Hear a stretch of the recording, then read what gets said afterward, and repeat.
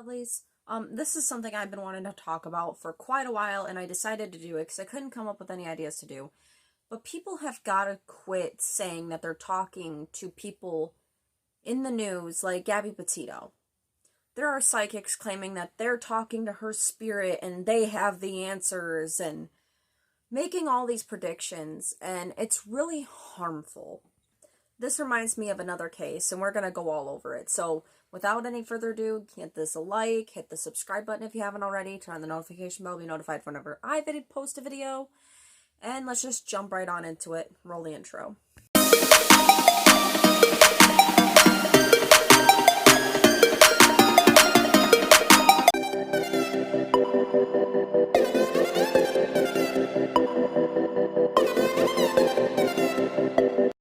First, before I say anything, no hate to anyone involved. I'm going to be using evidence of people's stuff, so don't go attack these people at all. We don't stoop to that level here. Also, I'm going to be talking about death. I'm going to be talking about ongoing cases. Well, one of them I don't think is ongoing. It's unconclusive. So, trigger warnings for just death, for true crime stuff. You've been warned. Click out the video, just give it a like, and you can, doesn't matter, no ill will, don't care. So, yeah, trigger warnings for all that. Now, if you guys don't know who she is, Gabby Petito was a 21-year-old girl. She went on a vacation, road trip in her van with her boyfriend, Brian. And Brian returned home to Florida. They went out west, and Brian returned home to Florida without Gabby. Now, Gabby has been found. Unfortunately, she was not found alive. And the cause of death came out that she had been, her airways had been cut off. And people, before Gabby was found, when she first was declared missing, and this really all blew up, some people decided to start saying that they were psychics, which I have no doubt that there are actual mediums out there. I have no doubt that there are people that can see things on the other side. But these people wanted to say that they were talking to Gabby, that they were channeling her and Brian's energy, that they were getting all the answers from her, basically already saying that, well, Gabby's dead. Without any evidence at all. This had just been announced, and people were already going out to, like, their last known locations and filming and trying to channel Gabby and Brian. Because after Brian went on the run, people started trying to channel Brian and trying to locate Brian using his energy. And it's disrespectful.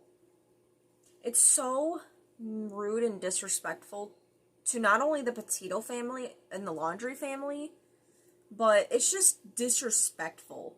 People were basically going on TikTok, which I have no doubt in my mind that members in Gabby's family probably had TikToks. And with their own family member, being all over the news, I have no doubt that these psychics were popping up on people's For You pages in the Laundrie and Petito families. No doubt seeing psychics saying that they were talking to their, whatever it be, their relative, when she hadn't even been found. There was still hope that she was out there alive. And people were already doing spirit box sessions and preying on this family. And some of these videos, like this one medium had so many videos, and they had to apologize to the to the Petito family. And then they continued to talk about her. Now they're trying to channel Brian. And it's frustrating to see because it's just disrespectful. Imagine the pain and the anguish hearing these people that claim to know things about the other side saying that they're talking to the spirit of your loved one. I mean, I'm pretty sure I would start losing hope. I don't know why people do this. Like, a family is suffering. And it's already bad enough now with Gabby being found and her not being alive. It's already sad that We now don't know where Brian is. Brian's been on the lam for almost a month now. Brian went missing. He was declared a missing person at first. He was declared missing almost a month ago, mind you. So it's just frustrating to see people basically preying on the sorrow and misfortune of another family. Like, have you no compassion? Have you no heart? Imagine if that was you in their place. I'm going to move on to the second case that this crap happened with. And I don't know why this is like a trend. The second case I'm going to be talking about is the case of Elisa Lam. Now, if you've probably heard that name, it was all over the news, just like Gabby. Elisa Lam was a college student.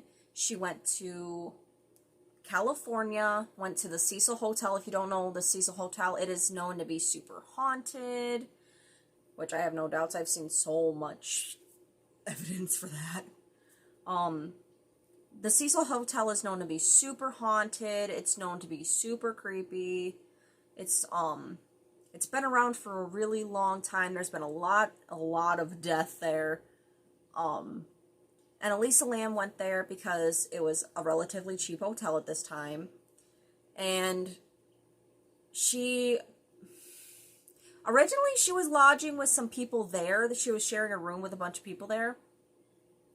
And then she got moved to her own room, which I still don't understand why that happened. She got moved to her own room, and then there was the last footage that they have of her, because the way they knew she went missing was she would usually call her mom every night to say goodnight to her mom, and when she didn't get a call, her mom found it really suspicious, and she called, and Elisa wasn't in her room.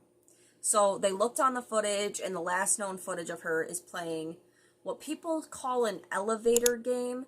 Basically, you press certain buttons, and you go up and down in the elevator. It's a paranormal game, kind of like, saying Bloody Mary 3 times in the mirror kind of deal. And people found her behavior to be really suspicious, found it to be really weird. I think her family came out and said that she did have some kind of mental illness, which is unfortunate. And I guess they said that she might not have been taking her medication.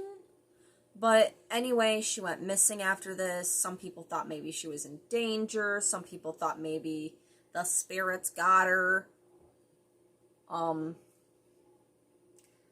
then people started, as soon as this whole news blew up that she was missing, and it had to do with the Cecil Hotel, which was already a well-known paranormal hotspot, people were thinking, well, let's go talk to the ghosts. And people were claiming that they went there to talk to the other ghosts, and Elisa Lam came through, and it shook them to the core. And they wanted to say that they were talking to Elisa Lam. And there was people saying all the way out, like, out east, like the furthest away you could get from the Cecil, saying that Elisa Lam was reaching out to them to have justice done for what had been done to her. And this was before she was even found. Same thing with Gabby Petito.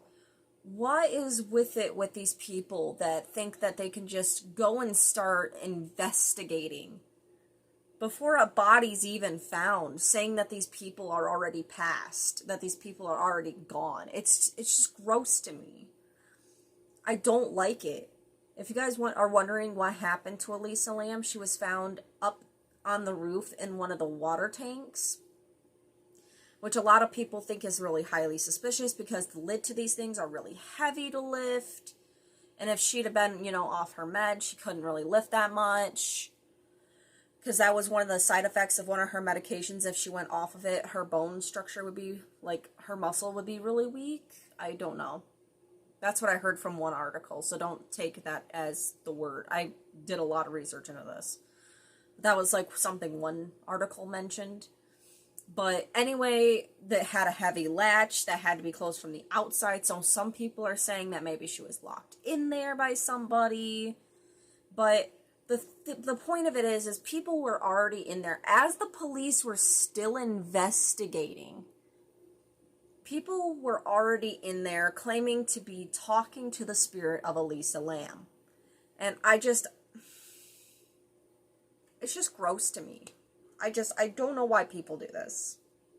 And it seems to be a trend. Every single time there's like this one person that goes missing and it's all over the news, there's got to be some psychics, some mediums that want to go out there and say that they're talking to the spirits of these people before they're even found dead or alive.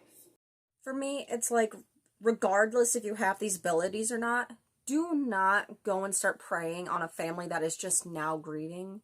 Don't go saying that you know things before a body's even found. Let a family grieve. Let a family have hope that their loved one could be found alive. Don't start saying that you spoke to the spirit of somebody for likes and clicks, for follows. Don't do that. Even if you have set abilities, keep it to yourself for at least a couple of years to try to reach out to a certain spirit, a person, because these families need to heal first. Just have some compassion. Thanks. That's where I'm going to leave it. So if you guys like this video, give it a like, hit the subscribe button if you haven't already, turn on the notification bell for whenever I post a video. What do you guys think about this? Let's talk about this in the comments. And if you guys would like me to cover more true crime, let me know about that, and what stories you would want me to cover that kind of talk about more true crime stuff. So it won't be that often. I'd try to focus on more like the internet news and my book content, but I will kind of branch out into this if you want me to. So that's kind of it. I love you all. I hope you have a great day, that this was informational for you. And yeah, just be nice and have some compassion, guys. I love you all. Bye.